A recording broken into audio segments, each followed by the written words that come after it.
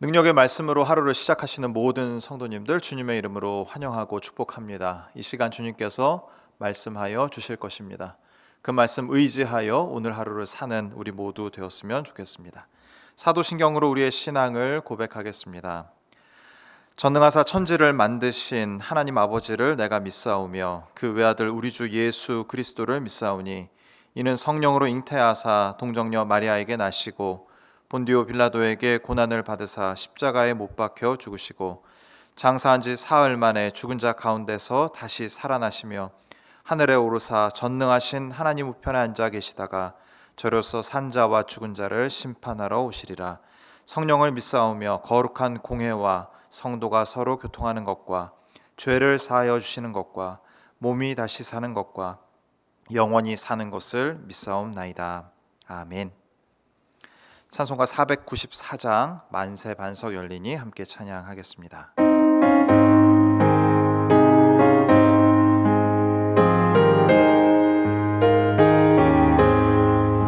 만세 반석 열리니 내가 들어갑니다. 창에 허리 상하여 물과 피를 흘린 것 내게 염되어서 정결하게 하소서. 내가 공을 세우나 은혜 갚지 못하네.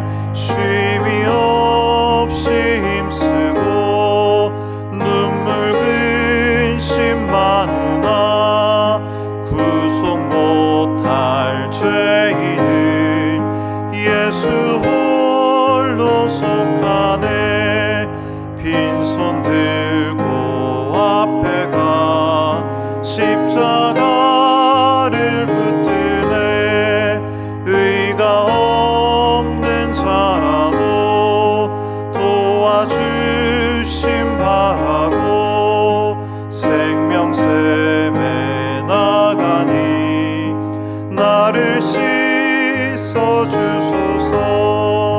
살아 생전 숨쉬고 죽어 세상 떠나서 거룩하신 주 앞에 끝날 심판 당할 때 만세 반석 열리니 내가 들어갑니다. 아멘. 함께 볼 하나님 말씀 신명기 30장 1절부터 8절입니다. 함께 보겠습니다. 내가 내게 진술한 모든 복과 저주가 내게 임함으로 내가 내 하나님 여호와로부터 쫓겨간 모든 나라 가운데서 이 일이 마음에 기억이 나거든 너와 내 자손이 내 하나님 여호와께로 돌아와 내가 오늘 내게 명령한 것을 온전히 따라 마음을 다하고 뜻을 다하여 여호와의 말씀을 청종하면 내 하나님 여호와께서 말씀을 돌이키시고 너를 긍휼히 여기사 포로에서 돌아오게 하시되 내 하나님 여호와께서 흩으신 그 모든 백성 중에서 너를 모으시리니 내 쫓겨간 자들이 하늘가에 있을지라도 내 하나님 여호와께서 거기서 너를 모으실 것이며 거기서부터 너를 이끄실 것이라. 내 하나님 여호와께서 너를 내 조상들이 차지한 땅으로 돌아오게 하사 내게 다시 그것을 차지하게 하실 것이며 여호와께서 또 내게 선을 행하사 너를 내 조상들보다 더 번성하게 하실 것이며 내 하나님 여호와께서 내 마음과 내 자손의 마음에 할례를 베푸사 너로 마음을 다하며 뜻을 다하여 내 하나님 여호와를 사랑하게 하사 너로 생명을 얻게 하실 것이며 내 하나님 여호와께서 내 적군과 너를 미워하고 핍박하던 자에게 이 모든 저주를 내리게 하시리니 너는 돌아와 다시 여호와의 말씀을 청종하고 내가 오늘 내게 명령하는 그 모든 명령을 행할 것이라. 아멘. 오늘 말씀은 신명기 29장부터 시작된 모세의 세 번째 설교입니다. 모세는 지금 이방 땅 모압에서 이스라엘 백성들에게 하나님의 약속, 바로 그 약속의 말씀을 선포하고 있습니다.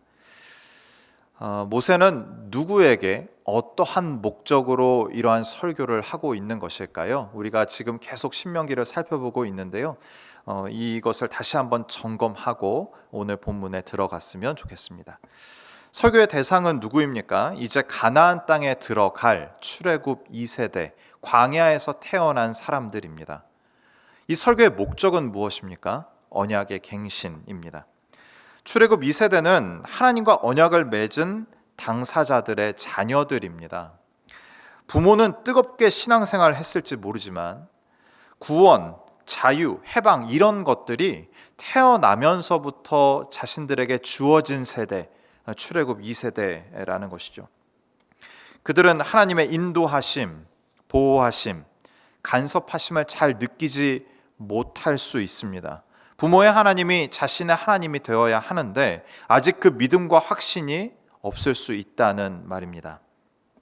그런 의미에서 이제 가나안에 들어갈 그들에게 모세는 하나님의 약속, 그 말씀, 그것을 다시 갱신할 목적으로 그들에게 설교하고 있는 것이죠. 오늘 모세의 설교를 관통하는 하나의 주제가 있습니다. 그것은 바로 노예와 자유인입니다. 이 노예와 자유인을 가르는 한 가지 특징이 있는데 그것은 선택인 것이죠. 누군가 이렇게 이 부분을 표현한 것을 본 적이 있습니다. 노예와 자유인의 근본적인 차이는 누구의 의지에 복종하느냐의 차이다. 무슨 얘기냐면 노예는 타인의 의지에 복종합니다. 그러나 자유인은요, 자신의 의지에 복종하는 것이죠. 노예는 주인이 정해준 그 틀 안에서 그 정해진 역할을 수행합니다. 노예가 아무리 열심히 일을 한들 그에게 맞는 성과급, 인센티브, 말도 안 되는 얘기입니다. 그렇다고 게으름도 피울 수 없습니다. 무시무시한 채찍이 날아들기 때문입니다. 맞지 않기 위해서 죽을 힘을 다해 애쓰고 노력하지만 그에 맞는 결과를 누리지 못하는 인생, 그것이 노예의 삶입니다. 그런 반면에 자유인은 다릅니다. 이제 내가 모든 것을 선택할 수 있고 그 선택으로 인한 결과를 고스란히 누릴 수 있는 것, 그 사람이 바로 자유인입니다. 이런 관점으로 신명기 30장 1절을 다시 보겠습니다. 함께 보죠. 내가 내게 진술한 모든 복과 저주가 내게 임함으로 내가 내 하나님 여호와로부터 쫓겨간 모든 나라 가운데서 이 일이 마음에 기억이 나거든. 복과 저주라는 표현에 주목했으면 좋겠어요. 15절에도 볼까요? 보라 내가 오늘 생명과 복과 사망과 화. 복과 저주가 이스라엘 민족에게 임했다라고 기록하고 있습니다. 15절에는 생명과 사망이라는 단어를 더 넣어서 강조하고 있죠. 결론적으로 얘기하면 좋은 것과 좋지 않은 것이 이스라엘 백성들 앞에 놓여져 있다라는 얘기입니다. 무슨 얘기냐면 아까 제가 노예와 자유인을 말씀드리지 않았습니까? 노예는 이 두 가지가 놓여 있는 인생이 아닌 거죠. 그렇지만 자유인은 이 두 가지가 자신의 인생 앞에 놓여 있는 거예요. 좋은 것과 좋지 않은 것이 있습니다. 무엇을 선택하느냐의 자유도 이 자유인에게 있는 것이죠. 본문 2절 하반절을 좀 보겠습니다. 본문 2절입니다. 오늘 내게 명령한 것을 온전히 따라 마음을 다하고 뜻을 다하여 하나님의 말씀을 어떻게 해요? 청종하면. 16절도 볼까요? 그의 명령과 규례와 법도를 지키라 하는 것이라. 어떻게 해요? 그리하면. 청종하면, 그리하면 무슨 의미일까요? 이제 이스라엘의 선택과 행동에 따라 결과는 바뀐다는 것입니다. 출애굽 2세대 광야에서 태어난 이들에게 하나님께서 이렇게 말씀하시는 것이죠. 내가 너희 부모들에게 해준 일이 바로 이런 거야. 이전에는 노예처럼 살았지만, 노예로 살았지만 이제는 너희들은 자유인이다. 너희의 선택대로 결과는 바뀔 거야. 결과의 그 모든 복은 너희들이 고스란히 누릴 수 있어. 그것이 내가 너희의 부모들에게 해준 일이다. 하나님이 말씀하시는 것이죠. 그리고 바로 너희들도 그렇다. 너희도 자유인이다. 언약의 갱신이니까요. 이 말씀을 듣고 있는 우리도 그렇습니다. 이전에는 노예처럼 본능에 이끌려 사는 삶을 살았다고 한다면 주님을 믿고 이제 복음 안에서 그렇지 않은 삶이 가능하다는 것을 우리가 잘 압니다. 그리고 그렇게 살려고 애쓰며 살아가죠. 죄를 선택할 자유, 또 죄를 선택하지 않을 자유가 우리 앞에 있는 것입니다. 자유하면 흔히 행하고 내 마음대로 하며 사는 것을 자유라고 이야기들 합니다. 그렇지만 그것을 하지 않을 자유가 우리에게 생긴 것, 그것이 진정한 자유다라고 오늘 본문은 이야기합니다. 이스라엘은 이제 그들 앞에 있는 생명과 복과 사망과 화를 봅니다. 그리고 선택할 수 있습니다. 그런 자유가 그들에게 있고, 그렇지만 또 매번 올바른 선택을 하는 것이 아닙니다. 그런 선택을 매 순간 하고 싶지만 그럴 수 없다는 것을 우리가 또한 압니다. 그럴 실력과 능력이 이스라엘에게도 우리에게도 없습니다. 그래서 하나님은 사망과 화를 선택한 이스라엘에게 사망과 화의 결과를 주십니다. 본문 1절 다시 보죠. 내가 내게 진술한 모든 복과 저주가 내게 임함으로 내가 내 하나님 여호와로부터 쫓겨간 모든 나라 가운데서. 사망과 화의 결과는 무엇입니까? 그들은 약속의 땅에 살지 못합니다. 그들은 다른 나라에 붙잡혀 갑니다. 그리고 더 절망적인 결과는 이 사망과 화의 결과를 하나님이 주도하고 계시다라는 사실입니다. 이 힘들고 어려운 상황을 사탄이 원인이든 마귀가 원인이든 그래야 하나님께 가서 요청할 것 아닙니까? 하나님 저를 보호해 주세요. 저 사탄 마귀를 혼내 주세요. 이런 기도라도 할 터인데 이 모든 사망과 화의 결과를 누가 주도하고 계시다고요? 하나님이 주도하고 계시다라는 사실입니다. 이 일의 결과, 이것은 무엇을 의도하신 것일까요? 하나님은 왜 우리에게 이러한 고통을 허락하시는 것일까요? 1절을 다시 한번 보죠. 내가 내게 진술한 모든 복과 저주가 내게 임함으로 내가 내 하나님 여호와로부터 쫓겨간 모든 나라 가운데서, 주목해서 보세요. 이 일이 마음에 기억이 나거든. 이 일이 마음에 기억이 나거든. 자발적인 선택을 할 수 있도록 이스라엘에게 자유를 주신 하나님께서 모든 것 다 따져볼 시간과 여유를 이스라엘 백성들에게 주신 것입니다. 부유하고 잘 나가고요, 모든 것들이 평안하면 우리가 이런 생각 못 한단 말이죠. 이스라엘 백성도 동일합니다. 그런데 다른 나라에 잡혀갔어요. 아무것도 나에게 소망이 없는 그 자리에 가서 비로소야 기억하고 생각할 수 있다라고 이야기하고 계시는 겁니다. 회개의 시작은 기억입니다. 사랑이 많으신 하나님을 기억하는 것, 하나님과 함께 살 때 마음이 평안했음을 기억하는 것, 하나님과 동행하며 기쁨이 가득했던 시간을 기억하는 것, 이것이 회개의 시작입니다. 그 다음 2절인데요, 같이 보죠. 너와 내 자손이 내 하나님 여호와께로 돌아와. 기억했으면 이제 돌이켜야죠. 하나님과 멀어진 자리에서 하나님과 멀게 하는 그 모든 것들, 내가 내 본능적으로 또 중독적인 어떤 성향으로 그것을 추구했던 그 모든 것들을 끊어내고 돌아와야 합니다. 2절 다시 볼까요? 너와 내 자손이 내 하나님 여호와께로 돌아와 내가 오늘 내게 명령한 것을 온전히 따라 마음을 다하고 뜻을 다하여 하나님의 말씀을 청종하면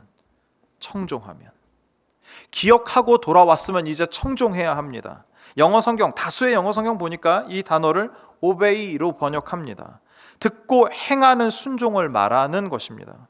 이스라엘에게 선을 행하실 것이라고 말씀하신 주님께서 그 마음을 돌이켜서 와서 내 말씀 가운데, 내 약속의 말씀 가운데 거하며 살라고 이야기하고 계십니다.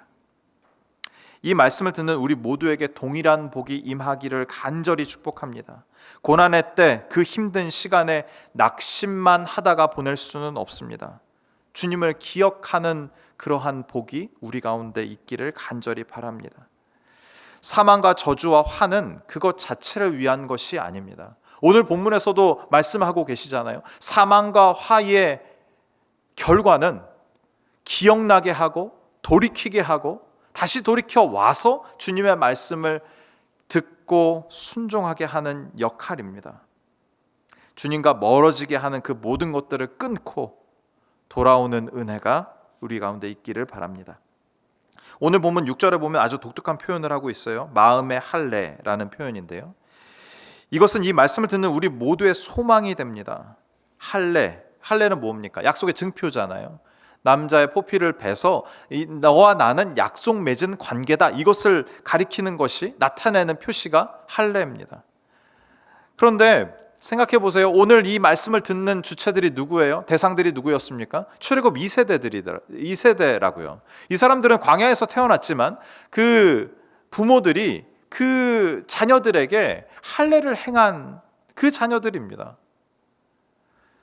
갑자기 실망스러워지죠. 하나님의 전적인 은혜로 이제 말씀에 순종하여 자유를 얻고 복받은 자가 되었다는 표시가 할례인데, 출애굽 2세대와 1세대 사이에 큰 간격이 있습니다. 2세대들이 이렇게 얘기할 수 있어요. 잠시만요, 다 좋은데 마음을 다하고 뜻을 다하여 여호와의 말씀을 듣고 순종하며 살다가 우리 조상처럼 다른 것이 더 좋아져서 말씀에 순종하지 못할 수도 있잖아요. 그러면 우리는 또 어려움을 당해야 하나요? 자신들의 부모 세대를 보면서 이런 얘기 할 수 있다고요.